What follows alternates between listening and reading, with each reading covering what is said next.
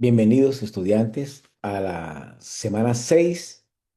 El tema que estaremos hablando hoy lo hemos titulado Interpretación bíblica responsable. Dos puntos, autor, contexto y género.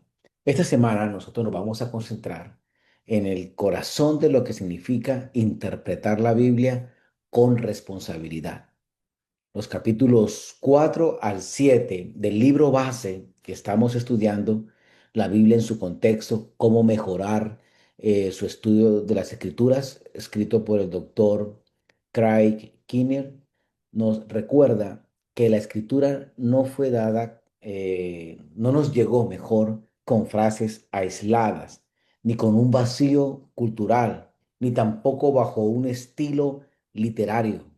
No, Dios decidió hablarnos a través de autores humanos, dentro de contextos históricos reales, usando géneros literarios específicos. Y si queremos nosotros como estudiantes de la palabra escuchar la voz de Dios a través de la Biblia, debemos honrar la manera en que Dios decidió revelarse. A lo largo de esta clase vamos a ver que el autor importa. ¿Por qué? Porque su estilo es necesario saberlo, su intención, su vocabulario, cuál fue el canal que Dios eligió para comunicar su palabra. También es clave el trasfondo bíblico, eso nos debe importar, porque cada texto está conectado a la historia previa de la revelación. Otro punto que nos debe interesar es el trasfondo cultural, porque la Biblia fue escrita en pueblos, costumbres y estructuras diferentes a la nuestra. El género también importa, porque cada tipo de texto exige ser leído según su forma en que se escribió o cómo se transmitió o cómo nos comunicaron la verdad. La interpretación bíblica responsable significa unir estos cuatro elementos para comprender el mensaje original tal cual el Espíritu Santo lo inspiró. Nosotros como pentecostales estamos de acuerdo con este enfoque, porque creemos que en la iluminación del Espíritu Santo, pero también nosotros creemos que el Espíritu Santo nunca contradice el sentido original del texto. La iluminación no borra el contexto, por el contrario, lo aclara.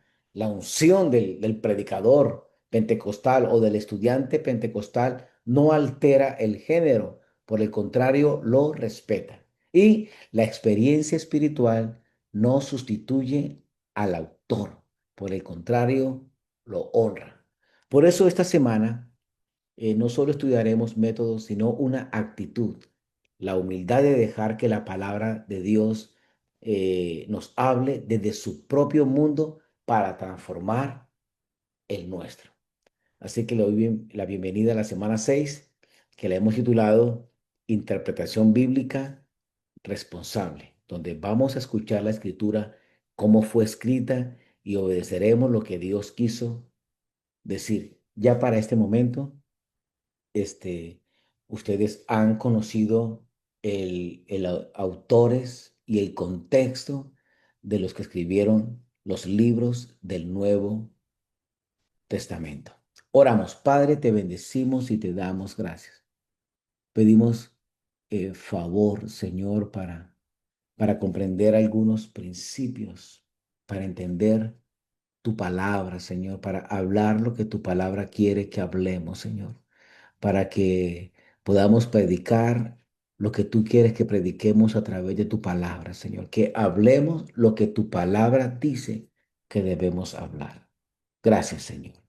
Amén y amén.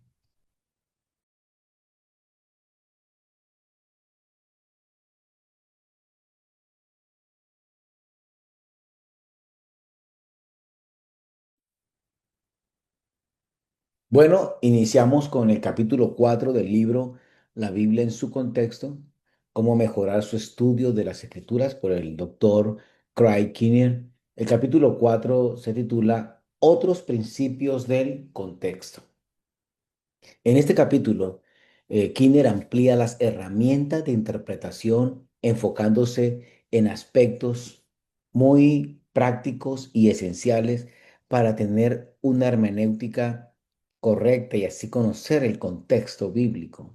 Él habla de el contexto del autor, de los errores del anticontexto y del valor de bosquejar un libro bíblico. Tiene que ver con parte del trabajo que ustedes ya han realizado para este momento del Nuevo Testamento.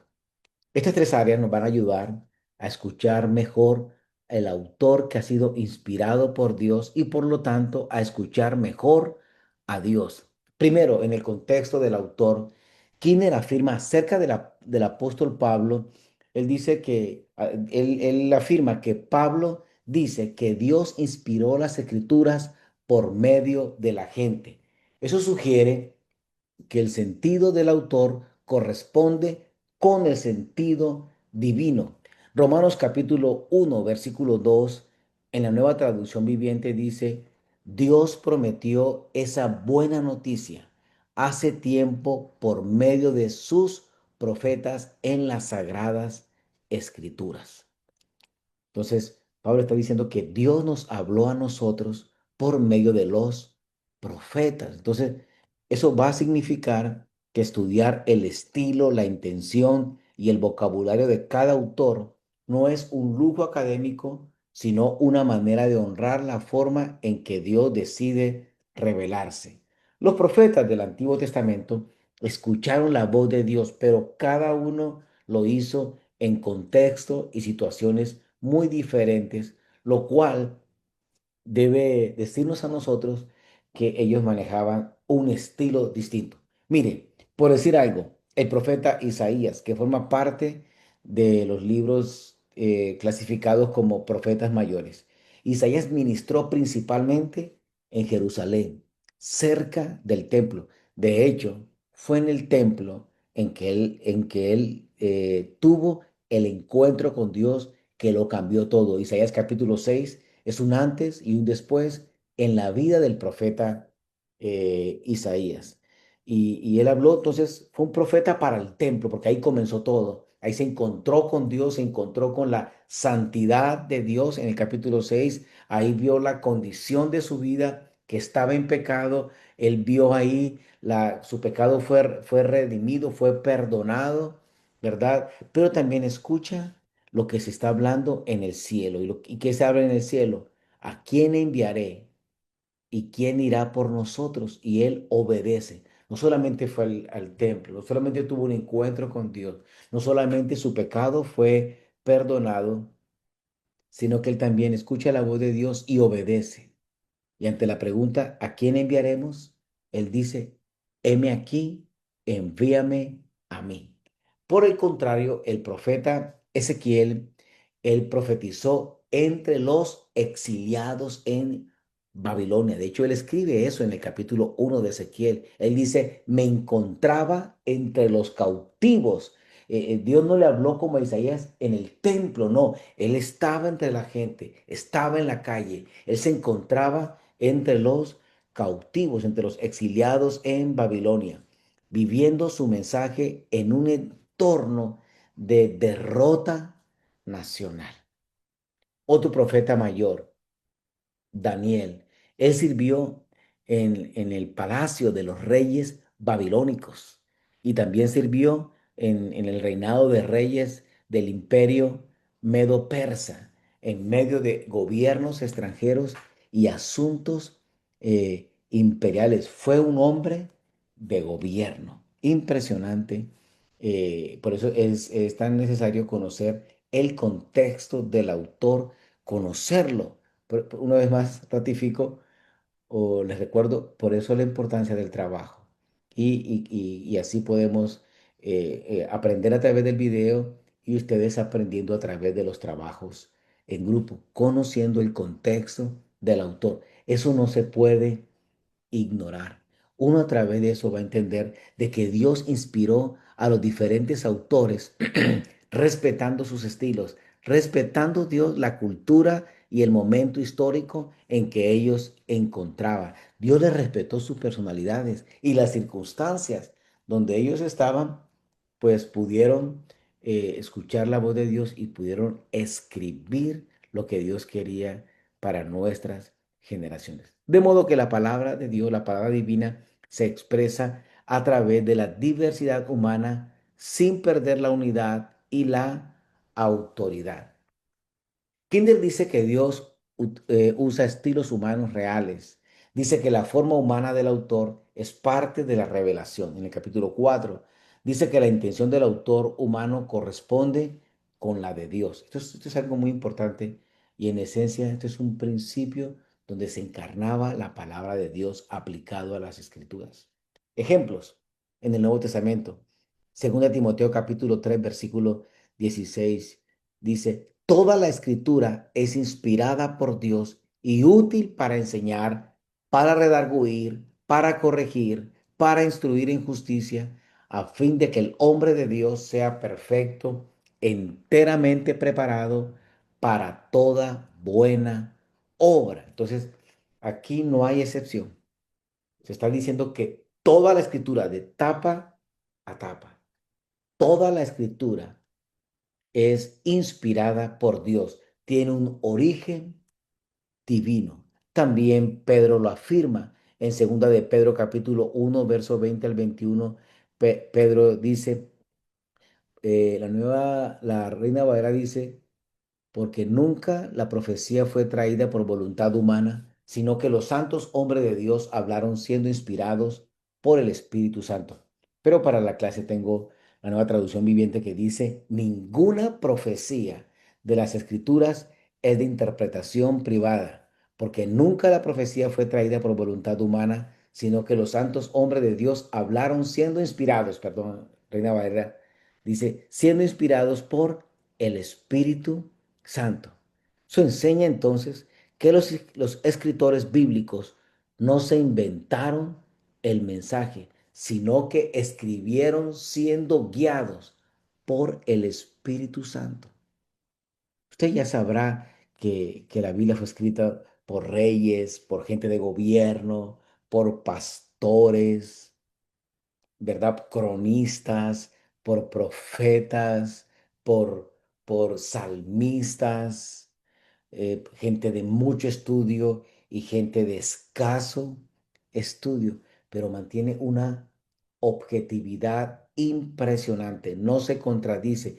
Eso es lo que nos enseña de que tiene la inspiración divina.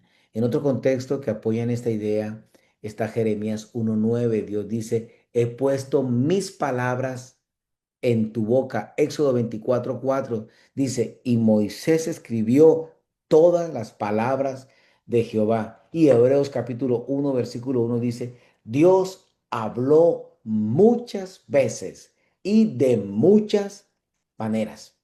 Entonces, no es simplemente, dice que Dios habló, sino que también los hombres hablaron de parte de Dios. El Espíritu Santo dirige, pero la voz humana está plenamente presente. Esta palabra inspirada que sobresale en 2 Timoteo 3:16 cuando dice, toda la escritura es inspirada por Dios, es una palabra griega que dice que tiene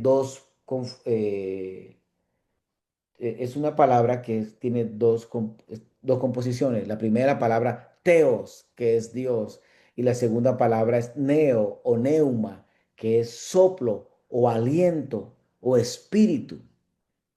Entonces, cuando uno lee toda la escritura es inspirada por Dios, está diciendo, toda la escritura es soplada por Dios.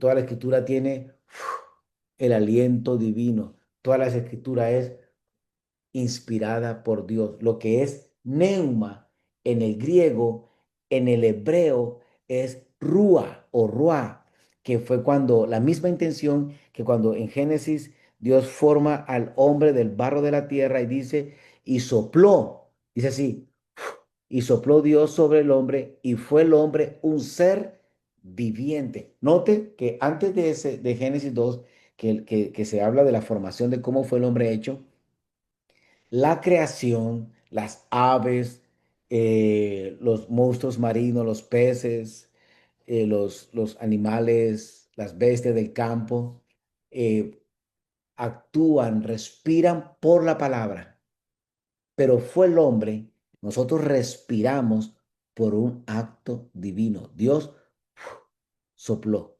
Entonces, esa palabra soplar, el rúa de Dios es el mismo, es la misma palabra en griego que es te, teopneustos, o sea, el, el aliento de Dios. Toda la escritura tiene el aliento de Dios. Por eso Jesús dijo en Juan capítulo 6, las palabras que yo hablo son espíritu y son vida. O sea, tienen el aliento, el soplo de Dios. Sentido bíblico no significa que Dios motivó a los escritores como le llega la motivación a un poeta o a un compositor o a compositores de canciones, sino que el mensaje de las escrituras, lo referente a las escrituras, es que procede del propio aliento de Dios, aunque fue escrita por hombres. Eh, También él toca algo sobre el autor Kinner habla sobre Primera de Corintios 7, donde Pablo distingue entre lo que él cree, el juicio que él hace a una situación y del mandato del Señor. Pablo dice en 1 Corintios 7:12, él dice, digo esto, o sea, dice, yo digo esto, pero no el Señor. 1 Corintios 7:12 en la Nueva Traducción Viviente dice, ahora me dirigiré al resto de ustedes. Aunque no tengo un mandato directo del Señor, dice, si un creyente está casado con una mujer que no es creyente y ella está dispuesta a seguir viviendo con él, no debe abandonarla. Entonces él dice, esto lo digo yo, no el Señor. Pero aquí lo clave es que él está usando una sabiduría pastoral personal, pero no contradice el canon bíblico lo que el apóstol está escribiendo. Aunque está ahí, él dice, esto que viene ahora, dice Pablo, lo digo yo,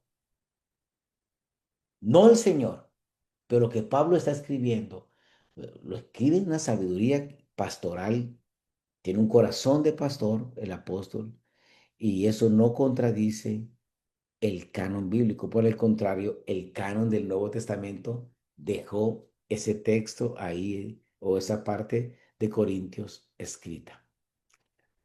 Otra cosa que nos enseña Kinner es cómo un autor usa sus propios términos. Kinner nos recuerda que no podemos tomar una palabra bíblica y reinventarla a nuestro gusto. Debemos mantener siempre esto muy en cuenta.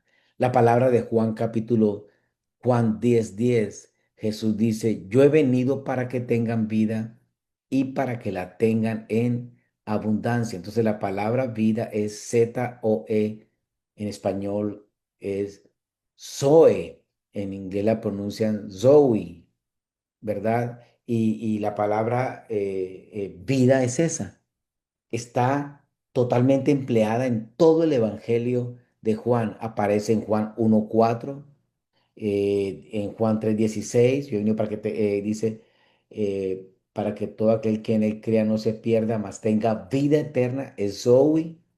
Dice en Juan 1:4, dice, en él estaba la vida, o sea, en él estaba Zoe. En Juan 5:26, en Juan 6:48, cuando Pedro dice también en Juan 6:62, Pedro dice, ¿a dónde iremos, Señor? Si solo tú tienes palabra, Juan 6:62, perdón. Pedro dice, ¿a dónde iremos, Señor? Si solo tú tienes palabra de vida eterna. Es Zoe, es esa. Cuando Jesús dice en Juan 17, y esta es la vida eterna, que te conozcan a ti. Es Zoe. O sea, esa palabra debemos conocerla. No se debe inventar. No podemos buscar otra cosa que no, debemos respetar y mantener el uso de la palabra que el autor usó o está escrita en el original. Entonces, es exactamente estar consciente del uso. Entonces, Juan siempre usa Zoe, Zoe, siempre la usa en un sentido espiritual y eterno. Marca la eternidad. Por eso cuando Jesús hace esa oración sacerdotal de Juan 17, él dice, y esta es la vida eterna, está diciendo, y este es el Zoe, así oró Jesús, y este es el Zoe, o sea, este es el Zoe. ¿Verdad? La vida eterna para el cristiano no comienza cuando se muere y está en un ataúd. No, la vida eterna para nosotros comenzó cuando recibimos a Jesús en nuestro corazón. Ahí ya tenemos esta vida y ya tenemos la eternidad. Ya estamos viviendo en la eternidad. Por eso estamos en esa parte que dice, el que inició en nosotros la buena obra, la perfeccionará hasta el día de Cristo. Entonces, cuando se toma la palabra zoe o la palabra vida, él dice, no puede significar lo que hoy la gente quiere decir o lo que yo digo. No, yo creo que ahí cuando dice vida se está refiriendo. No, no, no, no, no se está refiriendo. No es lo que yo opine, es lo que la palabra de Dios está diciendo. El autor define los términos, no nosotros, no la cultura y no nuestra preferencia personal. Entonces, mira que Jesús lo dice mucho en Juan menciona mucho la expresión vida, ¿no? Él es el pan de vida. Habla de vida, yo les doy vida, yo he venido para que tengan vida, la vida eterna, no se pierdan, mas tenga vida eterna. Eh, Aquí algo que podríamos nosotros aclarar una vez más es que debemos mantenernos, no asigna lo que es Zoe, lo que es vida, y no asignarle otra clase de significado a esas palabras. Eso es muy importante en la hermenéutica, porque el autor bíblico ya definió esa palabra en todo su evangelio. Entonces, eso era parte de la tarea que conocieran un libro del Evangelio, que conocieran una carta, una epístola general, una epístola paulina. Eso iba a ser muy importante porque uno de los principios de la hermenéutica es que debemos estudiar el vocabulario del autor, cómo se usa ese término, el contexto literario en que se usó ese término y su propósito teológico. Pasando a otro punto acerca de la advertencia contra el anticontexto, Kinner dice que aislar versículos contradice el testimonio del resto del evangelio. Entonces, uno debe saber que ellos escribieron en unidad con Dios. No hay un sinnúmero de ideas, sino hay un hilo que dirige todo ese capítulo. O sea, los problemas que hoy tenemos, que siempre han existido, es usar versículos a la ligera sin considerar el argumento completo del libro. Un versículo sin su contexto deja de decir lo que el autor quiso decir. Y si el autor quiso decir algo distinto, entonces atribuimos a Dios palabras que él no dijo. Una explicación sencilla de esto es que el autor habla dentro de un argumento completo. O sea, cada libro desarrolla una línea de pensamiento. Si se toma un versículo sin esa línea, estamos cortándole mucho a la intención de la palabra. Un versículo aislado no comunica el mensaje original. El texto ya no dice lo que dijo el autor, sino lo que uno quiere que diga. Eh, Eso a veces se puede dar en enseñanzas malas porque usted como estudiante de la palabra de Dios estudies el capítulo entero, estudiese antes y después del versículo que va a tomar, si va a tomar un versículo, ese versículo no se puede desconectar con todo lo que el autor, así prediquemos de un versículo, no puede desconectarse con el libro del que estamos nosotros predicando. Eh, Ahí es cuando nosotros podemos atribuirle a Dios palabras que Él nos dijo.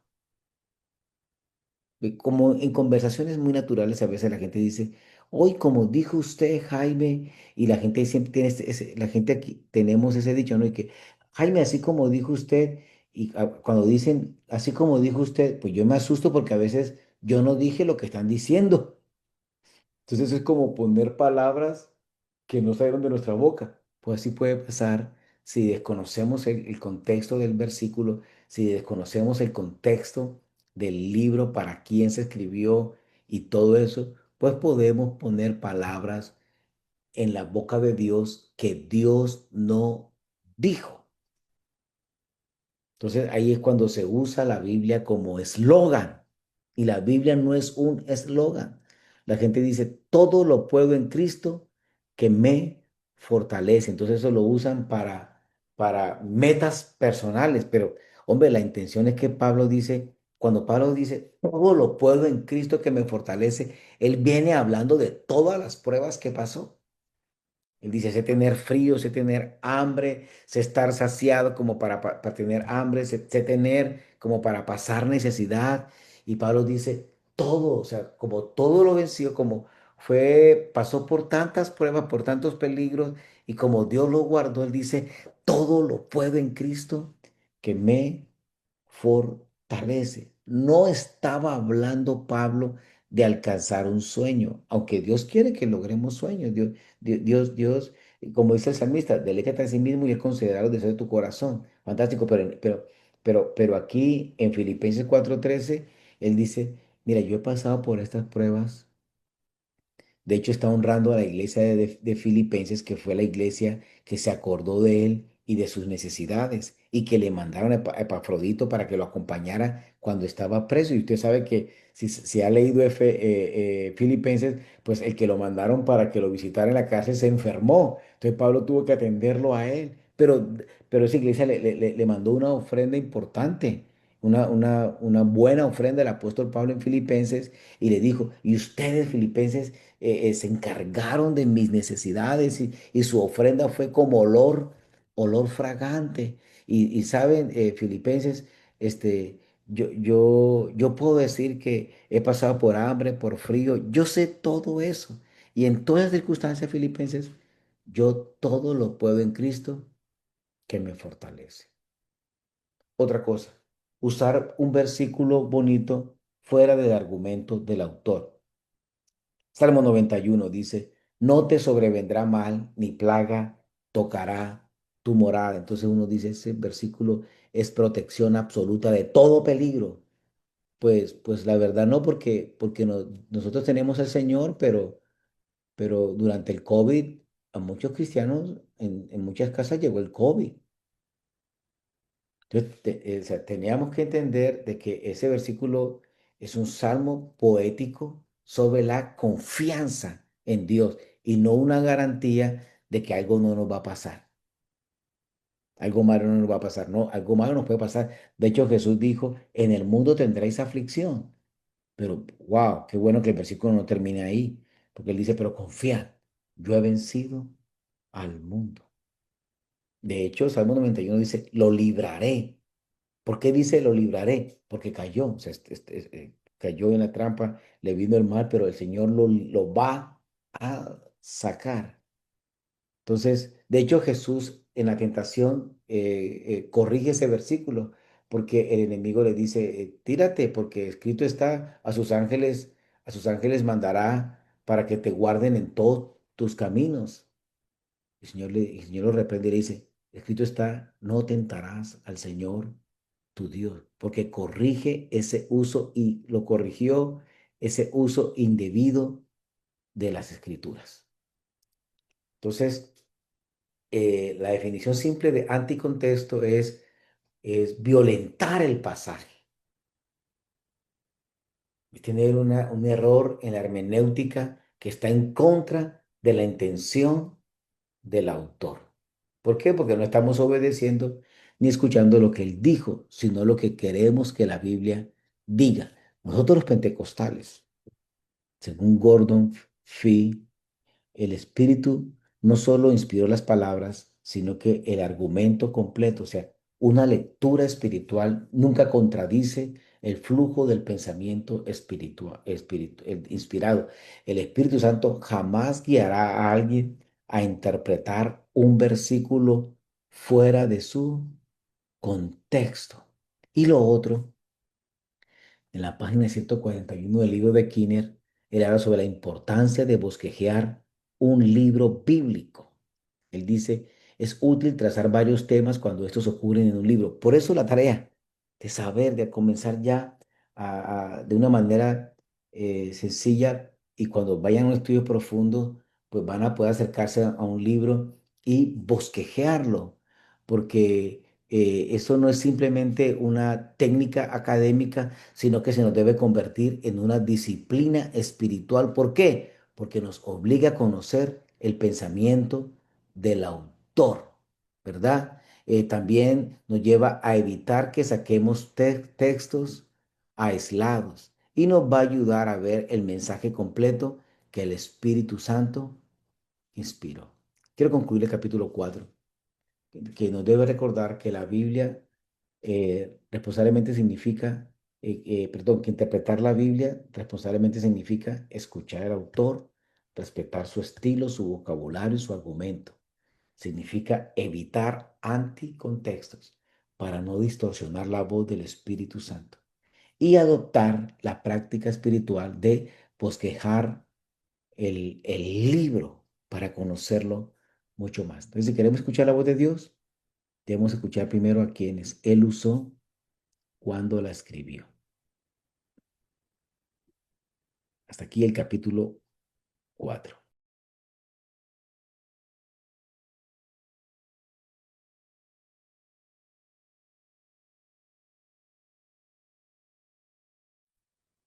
Bueno, ahora vamos al capítulo 5.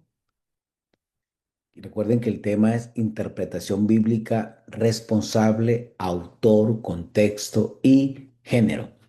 El capítulo 5 del libro La Biblia en su contexto, cómo mejorar su estudio de las Escrituras por el doctor Craig Kinner.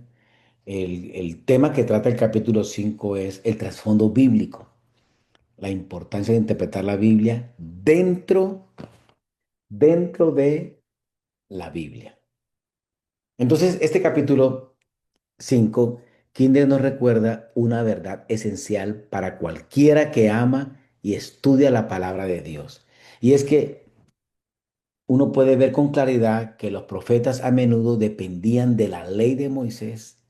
Y uno nota eso, que el Nuevo Testamento por lo general depende del Antiguo Testamento. Uno encuentra unas verdades en el Nuevo Testamento que lo que era una historia o un suceso en el Antiguo Testamento, el apóstol Pablo en especial lo convierte en una aplicación. Llega a mi mente en estos momentos, no lo tenía aquí en mis apuntes, pero llega por decir algo, creo que siempre confundo Primera de Corintios con Segunda, capítulo 10 en especial. Pero en Primera de Corintios capítulo 10 Pablo toma un evento del Antiguo, suceso muy importante, y lo aplica para el Nuevo. Dice el capítulo 10 de Primera de Corintios. Porque no quiero, hermanos, que ignoréis que nuestros padres todos estuvieron bajo la nube y todos pasaron el mar, y todos en Moisés fueron bautizados en la nube y en el mar, y todos comieron el mismo alimento espiritual, y todos bebieron la misma bebida espiritual, porque bebían de la roca espiritual que los seguía. Esto es tremendo. Y la roca era Cristo. Eso es nuevo. No, la roca los seguía. En cualquier momento donde iban, aparecía la roca para que bebiera. Y él toma eso y saca la aplicación para este tiempo. La roca era Cristo. Y dice, pero de los demás de ellos no se agradó Dios, por lo cual quedaron postrados en el desierto. Y aquí viene la aplicación. O sea, el evento del desierto se convierte en una aplicación. Pablo respeta lo que escribe Moisés, porque no solamente fue una experiencia, sino que Moisés escribe esa experiencia en el Pentateuco y Pablo dice, mas estas cosas sucedieron como ejemplo para nosotros, para que no codiciemos cosas malas como ellos codiciaron, ni seáis idólatras como alguno de ellos, según está escrito, se sentó el pueblo a comer y a beber y se levantó a jugar. Ni forniquemos como alguno de ellos fornicaron y cayeron en un día 23,000. Ni tentemos al Señor como también algunos de ellos lo tentaron y perecieron por las serpientes. Ni murmuréis como algunos de ellos murmuraron y perecieron por el destructor. Y estas cosas se les acontecieron, dice, y estas cosas les acontecieron como ejemplo y están escritas, dice Pablo, para amonestarnos a nosotros, a quien hemos alcanzado los fines del tiempo. Impresionante esto. Así de hecho, profetas que establecen prácticamente la teología en el Antiguo Testamento, está Moisés que escribió, está Samuel que escribió y Elías que representa el profeta de milagros. Impresionante. Como Moisés también y son tres hombres claves, establecen teología en la Biblia porque ellos establecen también, en el caso de Samuel y Elías, establecieron escuelas de profetas. Y ya cuando aparecen los profetas canónicos, lo que se conoce como profetas mayores y profetas menores, ellos dependían mucho de Moisés. Así como Pablo está dependiendo para dar una enseñanza a Corintios, está dependiendo de la historia en el desierto. Entonces, Kinner habla de trasfondo bíblico, también es un tema central en el capítulo 5 aparece también en el capítulo 6. Entonces, Kinder nos está diciendo que los autores bíblicos esperaban que sus lectores conocieran la historia previa de la Biblia. O sea, cuando escribían, era para un pueblo que conocía la realidad. El significado de un texto depende en gran parte de los textos anteriores sobre lo que está construido. Entonces dice que esto coincide totalmente con lo que él explica, que muchos pasajes retoman y hacen eco o cumplen elementos del texto más antiguo. Los profetas llamaban a Israel siempre de regreso al pacto. Ustedes pueden leer a Nehemías en el capítulo 1 orando a Dios después de escuchar esa mala noticia de sus familiares. Nehemías en el capítulo 1 dice, Señor, tú dijiste por Moisés, o sea, le remitían, tú dijiste por Moisés. Eran conscientes de que se habían apartado, pero Moisés había escrito que si se apartaban, y si lo buscaban, Dios iba a volver a ellos. Y citaban a Dios las escrituras, o sea, conocían la Biblia. Yo veo ese ejemplo en Habacuc capítulo 3 versículo 3 en adelante. Lo vamos a leer en este momento. Pero note que en el capítulo 3 de Habacuc es un cántico. Hay que saber de Habacuc, que fue profeta contemporáneo a Isaías. Él profetiza de que los caldeos definitivamente los van a invadir.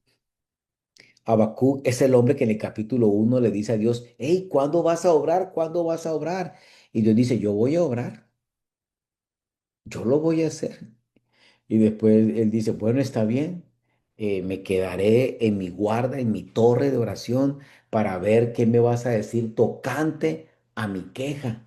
Y Dios le contesta después que él le pide a Dios. Porque lo tremendo de Habacuc es que no profetiza al pueblo, sino es una conversación profeta con Dios. Y él se queda orando a ver Dios qué le va a decir después de hacerle el reclamo de esta gente se porta mal y tú no actúas, Dios. Y Dios dice, voy a hacer una cosa. Y él dice, bueno, voy a esperar en oración. Habacuc era un líder de alabanza. Y Habacuc, se le aparece y le dice, hey, escribe la visión, escríbela en tablas, escribe con letra reteñida, claramente, para el que la lea, para que el que la lea corra con ella, aunque tardará un poco, se cumplirá. Y Dios habla de la gente orgullosa, pero Dios le dice a Habacuc, mas el justo por la fe vivirá. Ese versículo cambió el mundo, hermano. Mas el justo por la fe vivirá. Cambia todo. El apóstol Pablo lo cita en Romanos capítulo 1. Se cita también ese versículo en Gálatas, mas el justo por la fe vivirá. El autor de Hebreos también lo cita. No somos de los que retrocedemos para perdición, ¿verdad? Dice, porque el justo por la fe vivirá. Este fue el versículo que trastornó al mundo en los días de Martín Lutero. El justo por la fe vivirá. Tremendo saberlo eso. Cómo da vueltas a un mundo, cómo cambia un mundo, cómo cambió la reforma, al reformador que trajo la reforma, Martín Lutero, una palabra de Habacuc. Y Habacuc era parte del grupo de alabanza en el templo. Y Dios le dice, escribe la visión en tablas. Y la visión está en Habacuc 2:14 cuando dice, la tierra será llena del conocimiento de la gloria de Jehová como las aguas cubren la mar.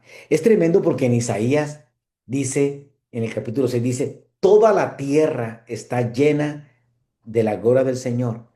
Pero en Habacuc dice, la tierra será llena, ya dice así, del conocimiento de la gloria del Señor. Y cuando Habacuc ve todo eso, wow, y todo lo que se viene, el capítulo 3 de Habacuc, versículo 1, él dice, oh Jehová, he oído tu palabra y temí. Jehová, aviva tu obra en medio de los tiempos. En medio de los tiempos, hazla conocer. Pero sabe que como Dios va a venir con ira también, dice, y en la ira, por favor, Señor, acuérdate de tu misericordia. Y aquí Habacuc es consciente de lo que pasó en el Antiguo Testamento. Ese cántico del capítulo 3 de Habacuc se canta la palabra cantada.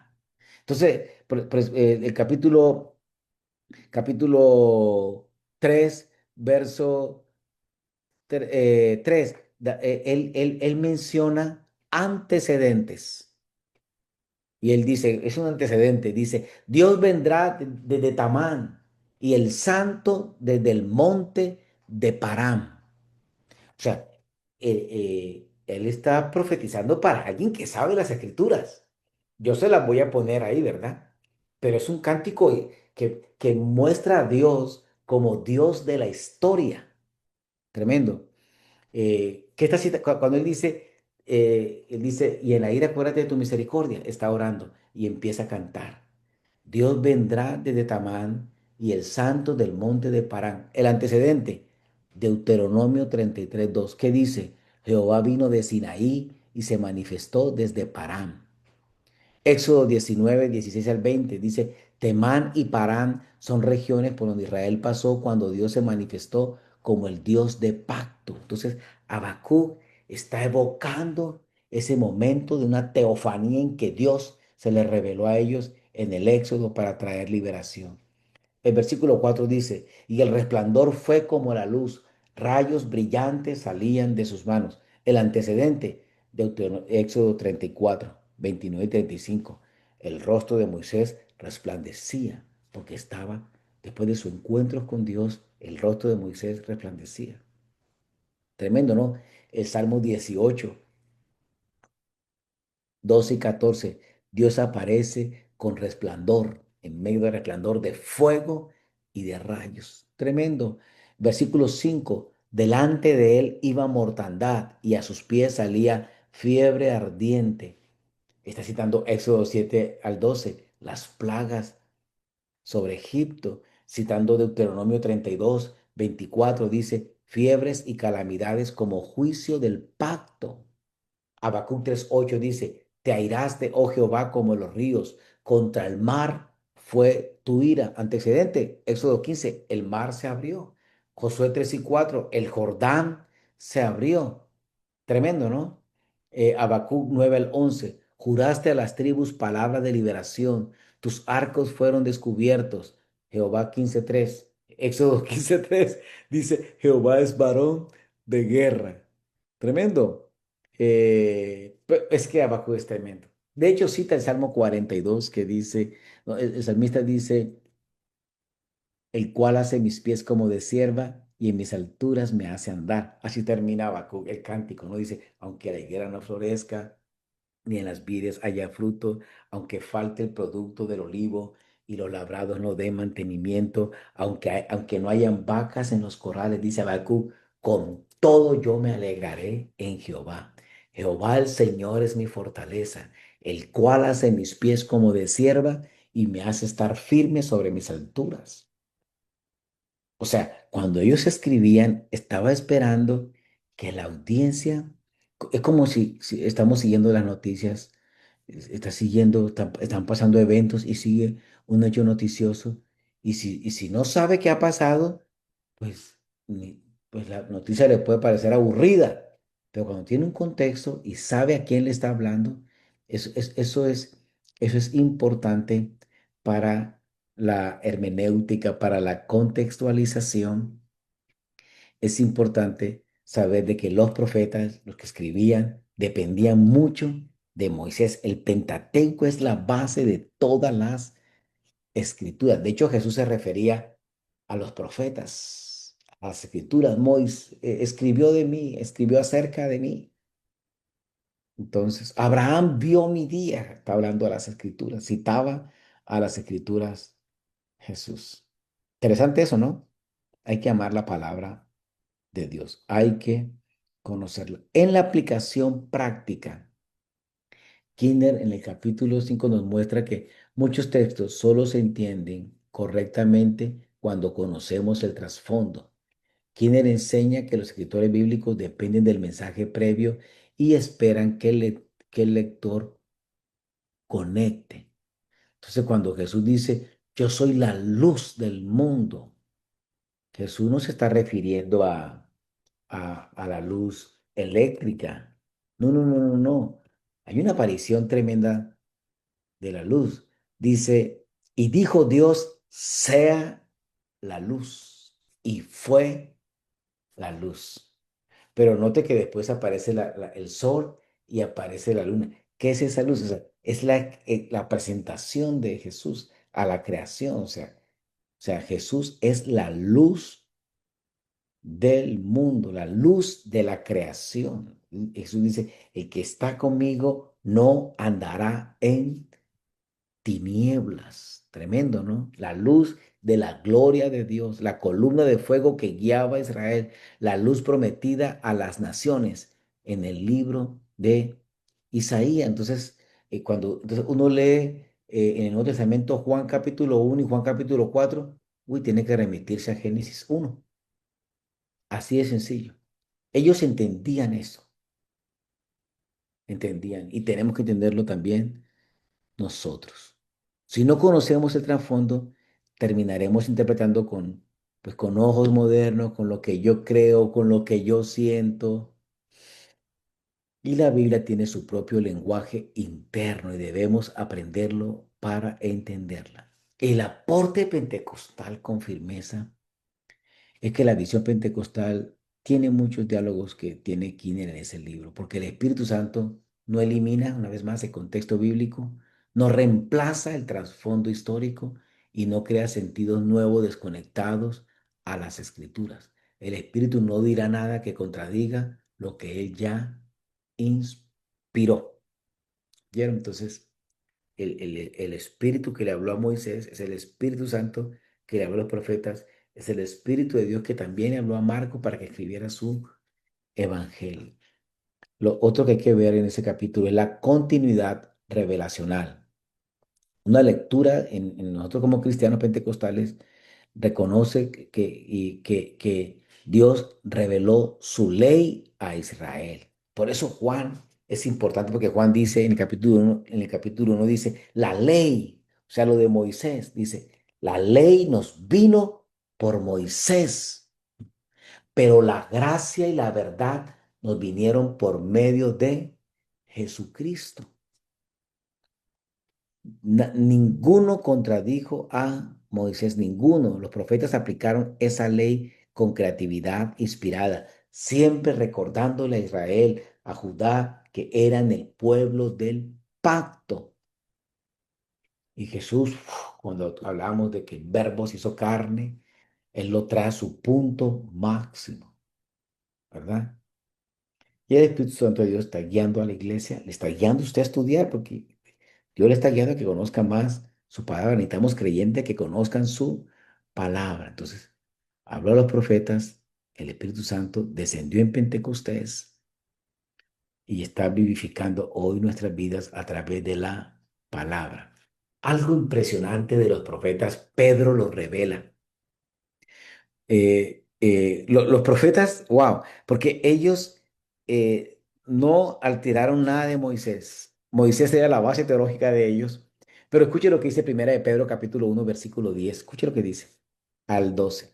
Los profetas, Primera de Pedro 1 verso 10 al 12 dice, los profetas que profetizaron de la gracia destinada a vosotros, inquirieron y diligentemente indagaron acerca de esta salvación. Paréntesis, o sea, investigaron, porque muchas de las profecías ellos no la entendían. Dice, verso 11, escudriñando qué persona y qué tiempo indicaba el Espíritu de Cristo que estaba en ellos, el cual anunciaba de antemano los sufrimientos de Cristo y las glorias que vendrían tras ellos. A estos, dice verso 12, se les reveló que no para sí mismo, sino para nosotros administraban las cosas que ahora os son anunciadas por lo que os han predicado el Evangelio por el Espíritu Santo, enviando del cielo cosas en las cuales anhelan mirar los ángeles. O sea, imagínese Joel diciendo, Joel 2:10 dice, en los posteros tiempos derramaré de mi espíritu sobre toda carne, ¿verdad? Y tus hijos y tus hijas profetizarán, los jóvenes tendrán visiones y los ancianos tendrán sueños, y también sobre los siervos y sobre las siervas. Pues cuando él dice eso, y él dice, pero ¿cómo va a ser eso? Si los que eran ungidos y todo eran solamente, en los días de Joel, eran solamente reyes, sacerdotes y profetas. ¿Cómo así que iba a ser ungido, iba a caer el Espíritu sobre toda carne? Si antes de Hechos 2 había caído sobre los 70 de Moisés que profetizaron, ¿verdad? Pero eran aislados. En David estaba, en Samuel, estuvo un tiempo ahí con Saúl, estuvo un tiempo ahí con Elías, pero eso no caía sobre todos. Entonces ellos profetizaban y decían, ¿y cómo va a ser esto? Por eso Pedro cita a Joel cuando estaba en Pentecostés. Oh, esto es lo que se refiere Joel cuando dijo que en los postreros tiempos. O sea, no hay una contradicción. Y los profetas, ellos indagaban, ellos decían, ¿cuándo va a ser esto? ¿Cuándo va a ser? De hecho, cuando los reyes del Oriente llegan el día que nació Jesús, ellos dicen, no, su estrella hemos seguido. Y le preguntan y Herodes manda a traer a los escribas, a los doctores de la ley. Oh, sí, es cierto. Y sí, oh, sí, las escrituras habían dicho, pero tú, Belén, pequeña entre las tribus de Judá, de ti saldrá. O sea, no había contradicción en las escrituras. Entonces, eso es una bendición saber de la continuidad revelacional, la revelación que trae el Espíritu Santo. ¿Cómo podemos aplicar esto? Si queremos interpretar la Biblia responsablemente, debemos conocer su historia, debemos ver conexiones internas, debemos notar cómo cada escritor cita, alude o retoma textos que otros habían escrito. El mismo Daniel, ¿no? Daniel está orando allí y él dice, hoy encontré cuando Jeremías habló de los años en que íbamos a estar cautivos. Tremendo, ¿no? Ellos tienen que citar a Isaías, cuando Isaías en el capítulo 7 dice, he aquí que la Virgen concebirá y dará a luz un hijo. Tremendo, o sea, no había contradicción. Entonces, tenemos la palabra de Dios revelada, aquí está. Es maravillosa poder estudiarla. No tanto para tener buena calificación ni para llenarnos de información, sino pues conocer a Dios y conocer al Dios de su palabra que traiga transformación a nuestra vida. El trasfondo bíblico y la vida espiritual es muy importante. Trasfondo bíblico protege nuestra vida espiritual, porque protege la profecía, nuestros sueños, nuestras aplicaciones y nuestra predicación. Uno dice, yo no puedo, mi sermón no puede, por muy bonito que yo crea que va a salir, o que por muy inspirador, o como hoy todo es empower, empoderarse y empoderarse, y termina la gente más empoderada de egoísmo y de sus cosas que de la palabra de Dios. Entonces esto es muy, muy importante. Debemos recordar que todo debe ser probado por las Escrituras. Amén. Entonces, el Nuevo Testamento necesita al Antiguo para concluir. Los profetas interpretan desde la Torá. Jesús se presenta dentro de la historia de Israel y el Espíritu ilumina esa historia y no la reemplaza.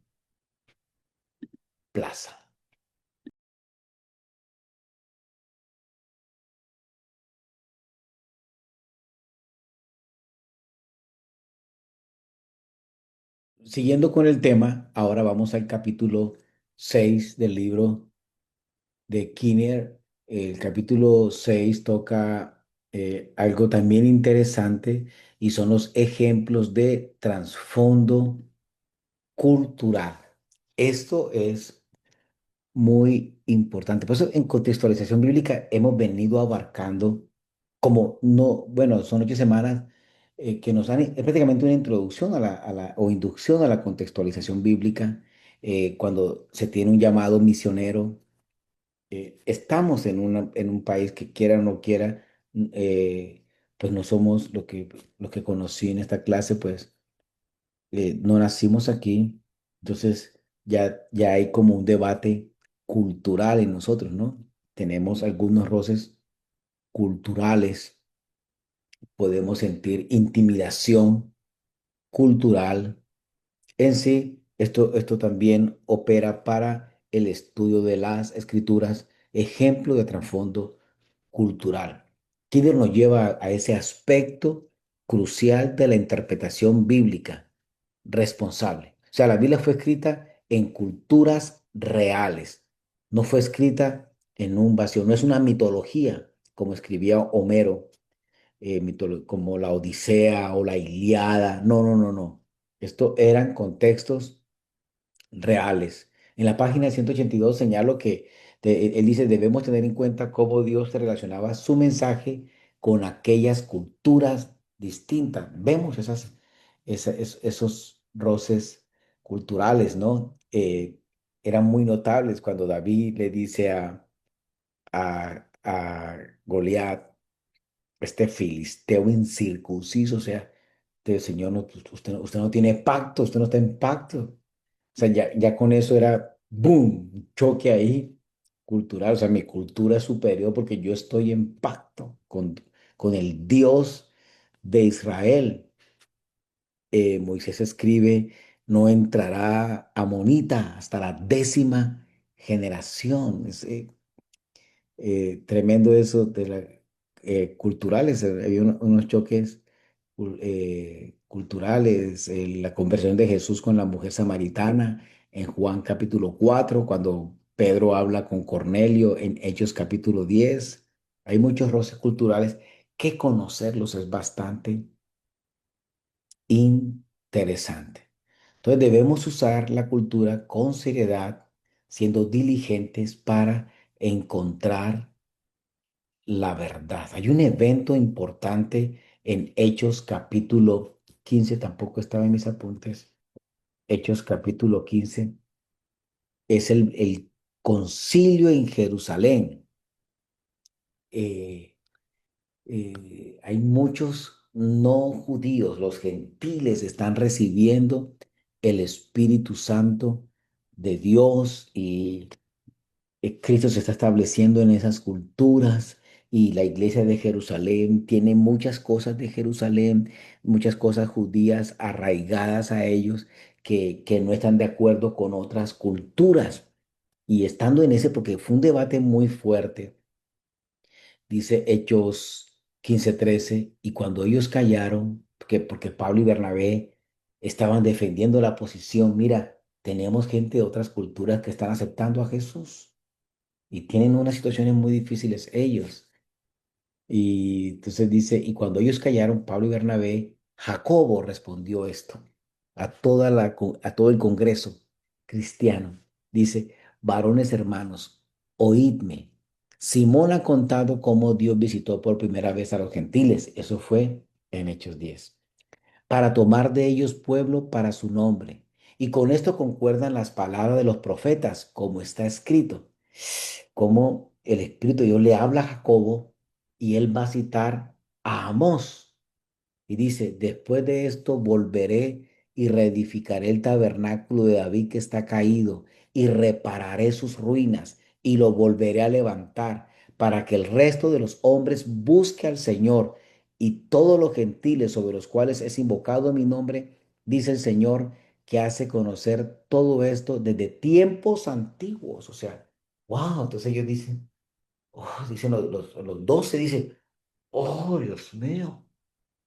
Ya la salvación fue profetizada desde tiempos antiguos que el Evangelio iba a alcanzar a los gentiles. Y él dice, por lo cual yo juzgo que no se inquiete a los gentiles que se convierten a Dios, sino que se les escriba, que se aparten de las contaminaciones. Entonces, ¿cómo vamos a hacer con ellos? Tres cosas: que se aparten de las contaminaciones de los ídolos, idolatría, fornicación, pecado de inmoralidad y ahogado de sangre, comida sacrificada a ídolos. Porque Moisés, desde tiempos antiguos, tiene en cada ciudad quien lo predique en las sinagogas, donde es leído cada día de reposo.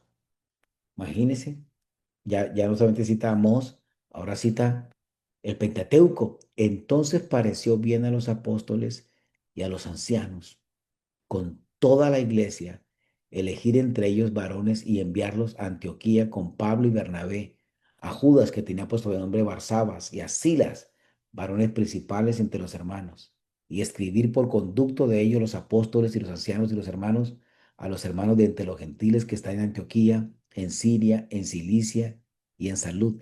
Eran aquellos creyentes que se habían convertido, porque cuando matan a Esteban en Hechos capítulo 7 y 8 ellos huyen por temor de ser matados también. Y así es que se extiende el evangelio por una crisis impresionante.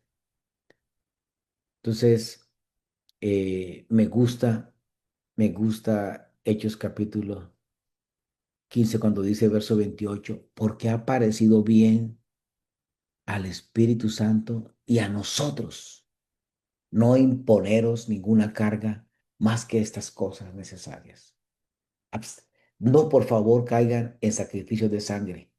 Por favor, nada de fornicación, nada de tener 5, 6, 7 mujeres, nada de eso. Y por favor, nada de idolatría. Fueron tres cosas muy marcadas, porque como había muchas culturas, muchas cosmovisiones, pues esas tres cosas hacían diferencia para que ellos honraran al Señor. Entonces, es importante que nosotros conozcamos las culturas, en qué tiempo se escribió eso. Recuerde que ustedes a través de las tareas están terminando el libro ese grande del contexto del Nuevo Testamento y yo con esta clase estamos abarcando el libro verde. ¿Ven? Es muy importante.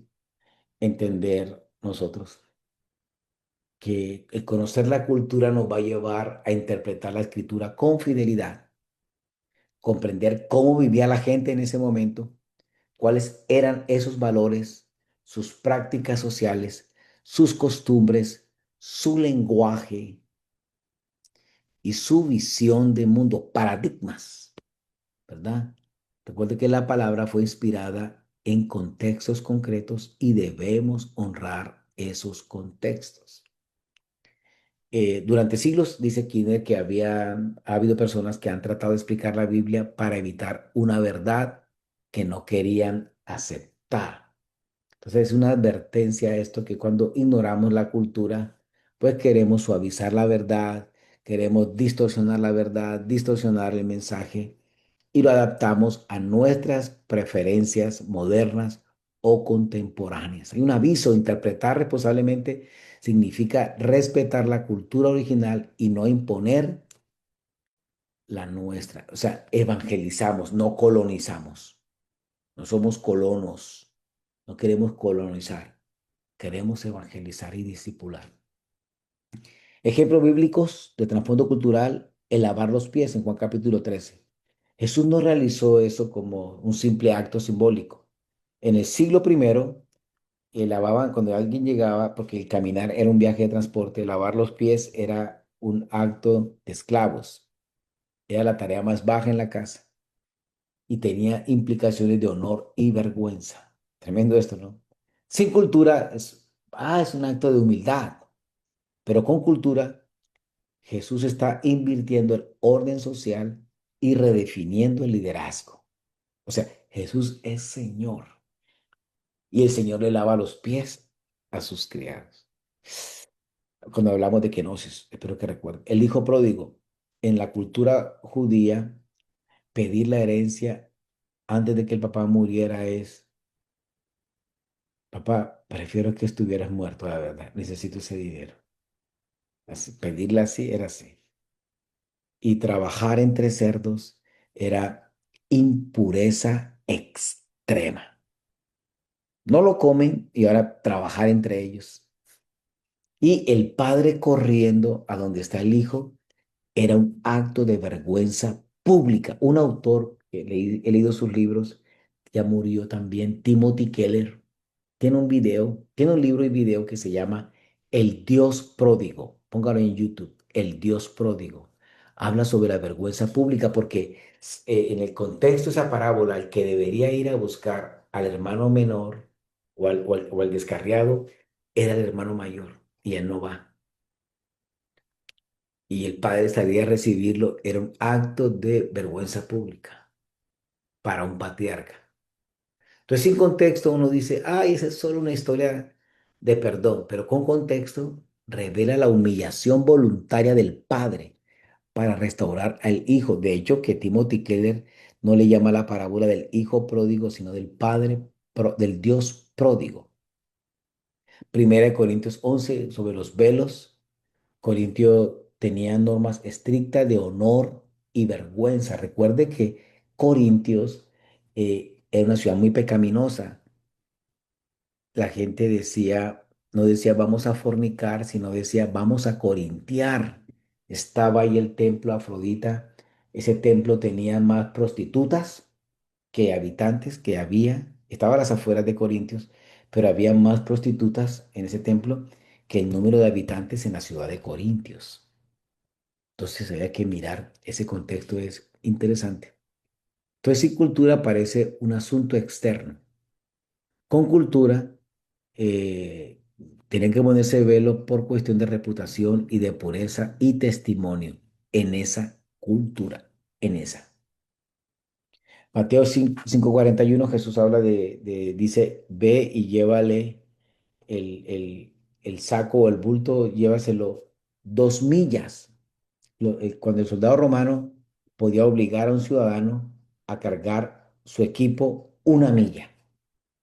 Si el soldado estaba cansado y se lo encontraba a usted siendo judío, decía: cárgueme mi costal, mi equipaje, puede llevarlo 1 milla.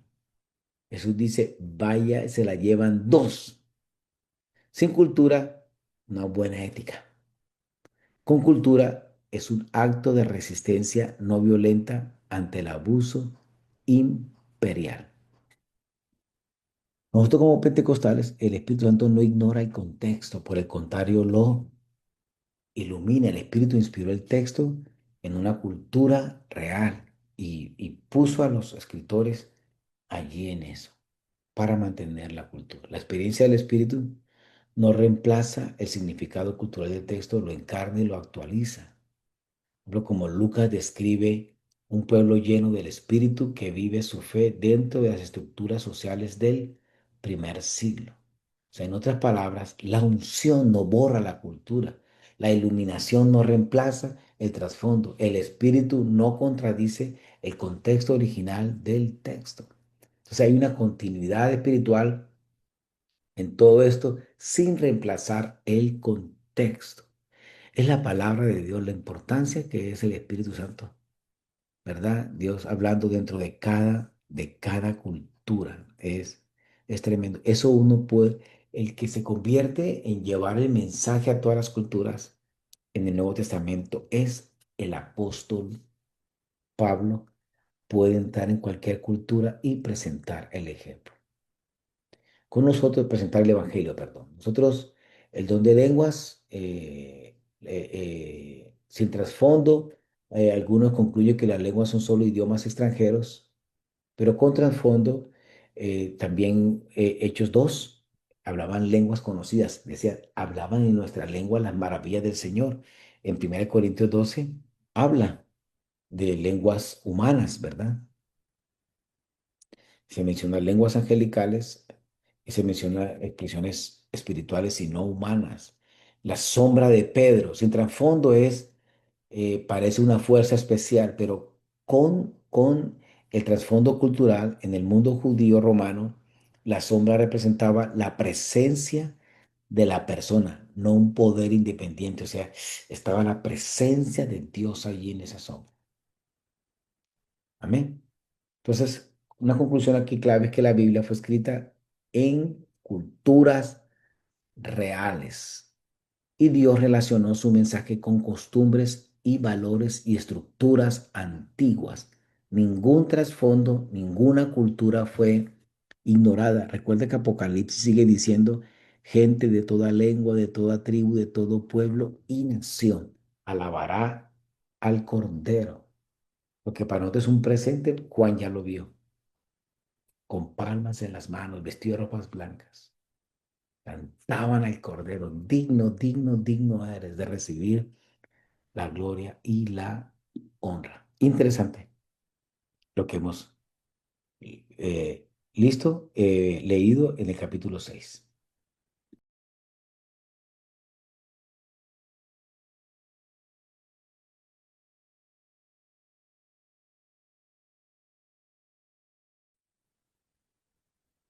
Por último, capítulo 7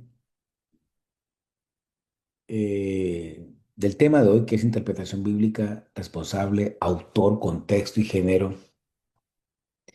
El tema es contexto de género bíblico. Para el autor Kinner, él nos enseña una herramienta crucial para interpretar la Biblia con responsabilidad y es el género literario. Este es lo principal.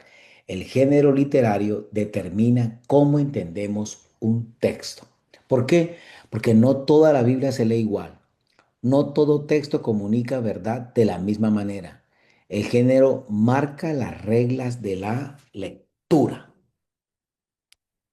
Entonces es muy importante saber que en el Antiguo Testamento hay Pentateuco, se asume de una manera distinta la lectura, vienen los libros históricos, después entramos a los libros poéticos y nos adentramos después a las profecías, los libros proféticos mayores y menores. O sea, cada libro tiene una manera de ser interpretada. Y las habilidades, la habilidad que podemos tener para interpretar la Biblia depende del libro. Apocalipsis es literatura con una carga profética, ¿verdad? Llena de símbolos. Ahora, dicho sea de paso, La gente siempre dice cuando pasa algo, una catástrofe, un derrumbe, un terremoto, un accidente, dice, oh, ese es un hecho apocalíptico. No, no, no, no, eso no es un hecho apocalíptico, eso es un hecho antinatural. Porque cuando se habla de Apocalipsis, Apocalipsis, como dice en el capítulo 1, es la revelación de Jesucristo, el Hijo de Dios. Es decir, un texto poético no funciona como, un libro poético no funciona como un libro histórico. Un texto profético no se lee como una carta pastoral. Una parábola no se interpreta como un mandamiento. Y eso es las parábolas son muy celosas para predicarles, para predicarse. ¿Por qué? Porque de ahí salen muchas herejías. Entonces es muy importante la contextualización y es muy importante la hermenéutica. Un género, el género profético. Kinner dice que nadie duda de que gran parte de Apocalipsis son símbolos que representan otra cosa. Esto es clave.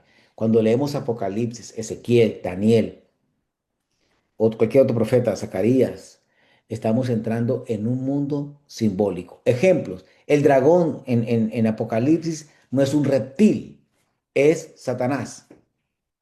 La bestia no es un monstruo, es un imperio opresivo. Los cuernos no es un carnívoro, no, no, los cuernos representan reyes y poder. Y los ojos simbolizan visión o vigilancia espiritual. Si uno entiende el género, entonces uno no va a hacer interpretaciones tan literarias que pueden dañar el texto.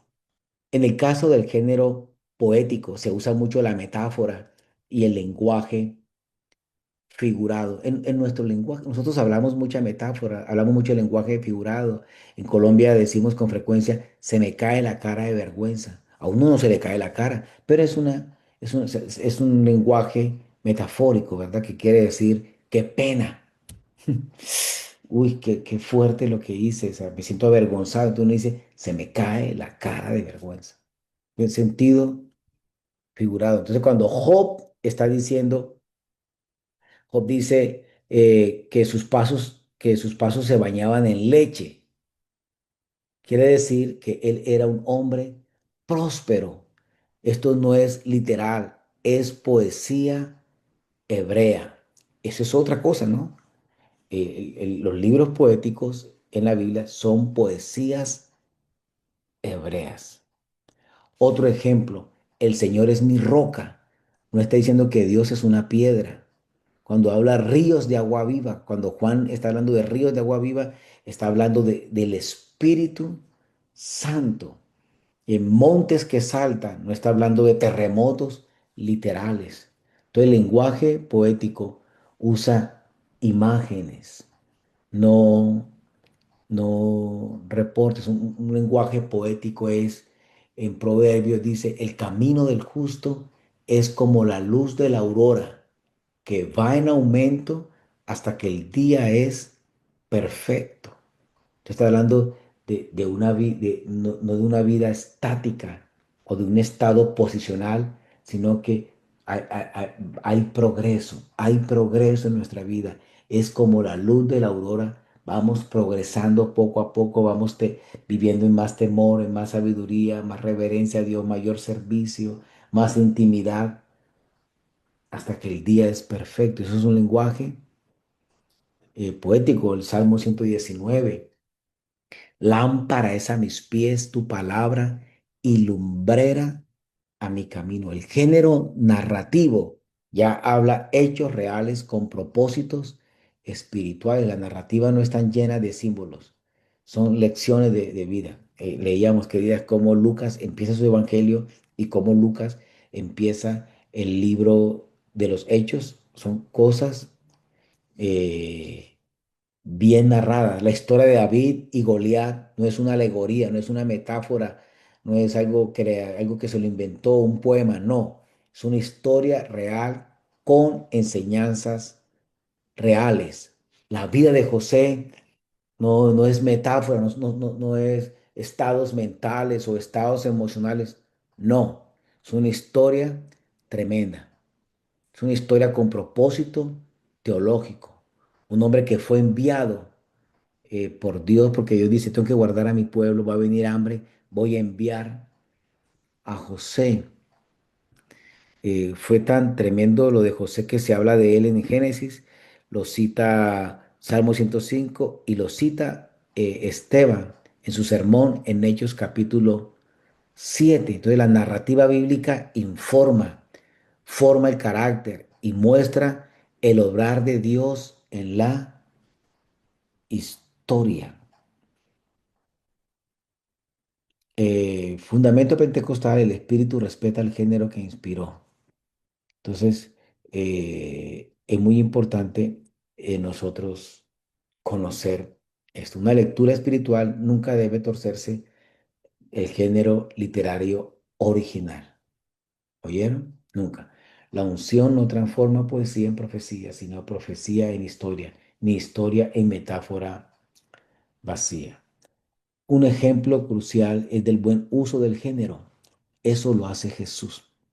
Interpreta el género correctamente. Jesús cita la profecía, la narrativa y la profecía, el hecho histórico. Jesús dice, muchas viudas habían en los días de, muchas viudas habían en Israel en los días de Elías, pero solo fue enviado a la viuda de Sidón de Sarepta. También cita a Eliseo, algo histórico. Muchos leprosos había en Israel en los días de Eliseo, pero fue a Naamán. Tremendo, ¿no? O sea, entonces, cuando Jesús cita la poesía, es poesía. Si Jesús cita a Isaías, lo cita como profecía mesiánica. Si Jesús cita los salmos, lo trae como una poesía cargada de teología, porque eran cánticos cargados de teología. Y lee Éxodo como narrativa histórica. Ejemplo, en Isaías. Jesús en Lucas 4 se le dio, le tocaba leer ese día a Jesús y le dieron el libro del profeta Isaías, dice Lucas 4. Y él buscó donde estaba escrito acerca de él y dijo, el Espíritu de Jehová, Jesús lee lo que para nosotros es el capítulo 61. Eso es lo que lee Jesús y dice, el Espíritu de Jehová el Señor está sobre mí por cuanto me ha ungido. Y cuando lee Isaías 61 cierra el rollo y le entrega el rollo al que dirigía la sinagoga y le dice, hoy se ha cumplido esta palabra entre ustedes. Tremendo. En Mateo 22:44 Jesús usa el Salmo 110 como una poesía. Y en Marcos 12:26 Jesús cita Éxodo 3 cuando dice, Dios de Abraham, de Isaac y de Jacob. Entonces la profecía se interpreta como profecía, la poesía como poesía y la narrativa como hechos reales. Lo que decía anteriormente, Pedro usa la profecía de Joel, la trae en Hechos 2. Ese evento cuando Pedro está ahí viendo lo que está pasando, que la gente se está burlando, dice, entonces Pedro puesto de pie. O sea, Pedro dio un paso adelante y dijo, no, no estamos borrachos. No, no, no es hora para eso además. Esto es lo que dijo el profeta y parte desde una palabra profética y la contextualiza para el tiempo presente. Él no inventa algo nuevo, no ignora el género profético. Él entiende la profecía y entendió la intención original. Lo que nadie entendía, porque yo decía en el video pasado que cuando Joel profetiza, ¿y eso qué va a pasar? ¿Cómo será eso? Y indagaba, ¿cuándo va a pasar eso? Y Pedro dice, oh, esto fue a lo que se refirió Joel y aplica ese evento histórico del Espíritu Santo, que es Pentecostés. Tremendo, ¿no? Primer Pentecostés. En la ley, cuando es entregada la ley en Éxodo, en los días de Moisés, murieron 3.000 personas. El día de Pentecostés, en Hecho 2 fueron salvos 3.000 personas. Pablo también cita la poesía y narrativa. Cuando cita Deuteronomio, lo lee como ley. Cuando Pablo cita los salmos, lo lee como poesía. Y cuando cita la narrativa, extrae principios, no alegorías. Entonces, tomar poesía como doctrina literal, error. Tomar profecía como un código secreto moderno, error. Convertir narrativas en alegorías subjetivas, error. Hacer aplicaciones sin atender el estilo del autor, error.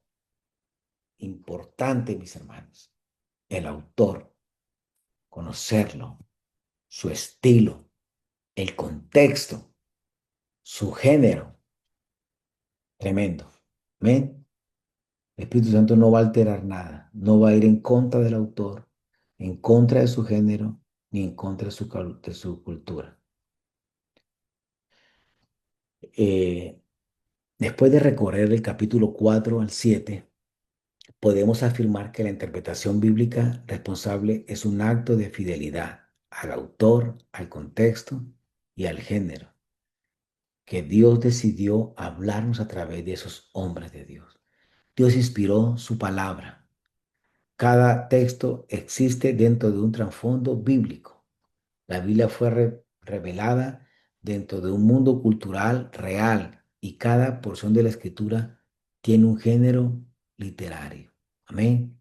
En síntesis, interpretar la Biblia responsable es unir una mente formada, un corazón sensible al espíritu, un método fiel al autor y al contexto, una vida dispuesta a obedecer lo que Dios dijo. Bendiciones.